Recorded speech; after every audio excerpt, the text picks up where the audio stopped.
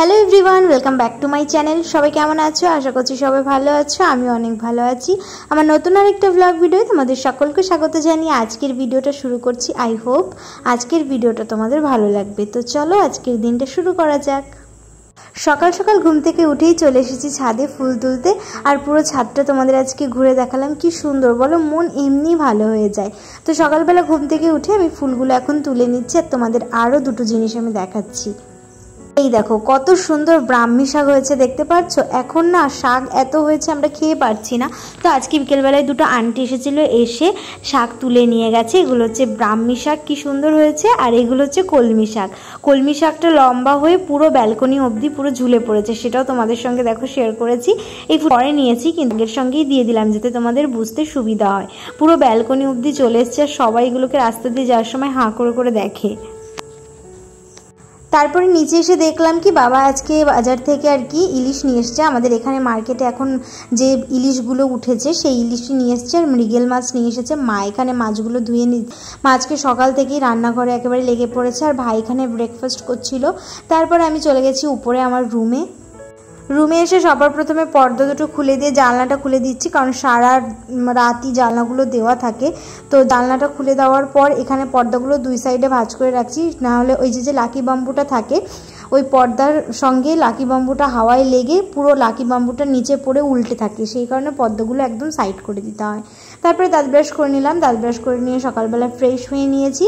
Fresh হয়ে নিয়ে নিচে যাব। তো এখন বাজে ওই প্রায় 7:30 পৌনে 8টা মতো। আজকে সকাল থেকে বলতে গেলে আমি সেরকম কোনো কাজ করিনি, আমি আমার নিজের যাবতীয় কাজকর্ম করেছি। মাকে আজকে সকাল থেকে হেল্প করে দেওয়ার সেরকম সুযোগ পাইনি। আর এখানে আমি এখন চলে এসেছি ব্রেকফাস্ট করতে। আজকে ব্রেকফাস্টে ছিল রুটি আর হচ্ছে পটল ভাজা ছিল। চিকেন জানো তো বাসি হয়ে গেলে বেশি টেস্টি লাগে। তারপরে আমি একটুখানি পড়াশোনা করে নিয়েছি আর বাবার কিছু জামা কাপড় ছিল, বাথরুমে কিছু জামা কাপড় ভেজানো ছিল। তো এই কদিন তো সেরকম রোদ উঠছে না, মেঘলা মেঘলা আবহাওয়া, তো ভাবলাম সকাল সকাল ধুয়ে দিই, কিছু না হলে একটু শুকাবে। বেসিক্যালি আমি সারাদিন আজকে কি কি কাজ করলাম পুরো সকাল থেকে রাত অবধি সেটাই তোমাদের সাথে শেয়ার করার চেষ্টা করেছি। তারপরে এখন প্রায় ওই 12:30 পৌনে 1টা মতো বাজে। আমি ঝটাপট উঠে এখন আমার ঘরটাও ঝাড়ু দিয়ে নিয়েছি। জামা কাপড় ধুয়ে দেওয়ার পর আর বসিনি, একবারে ঘরটা ঝাড়ু দিয়ে নিয়েছি।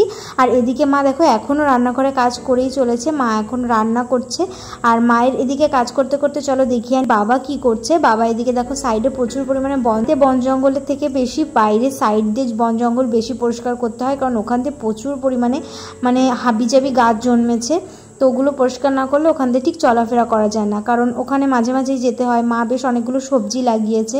তারপর আমি ঝটাপট ঘরটা মুছে নিলাম, নিচের সব ফ্লোরগুলো মুছে নিয়েছি। তো একটুখানি মাছির উৎপাত হচ্ছিল, সেই কারণেই মুছে নিয়েছি। আর মাছি পড়লে যেন তো ভীষণ ঘেন্না লাগে। আমি আর মা মাছিতে ভীষণ ঘেন্না পাই। তারপরে চলে এসেছি চা বানাতে। তো ওই একটুখানি বেলা করেই আজকে চাটা বানিয়েছি, কারণ সকালে ব্রেকফাস্ট করার পরেই ওই 2 ঘন্টা চাটা বানাতে এসেছি। তো এখন আমি মা আর বাবা মিলে চা খেয়ে নেব। তো ওনাদেরকে চা দিয়ে আমিও একটু চা নিয়ে নিয়েছি।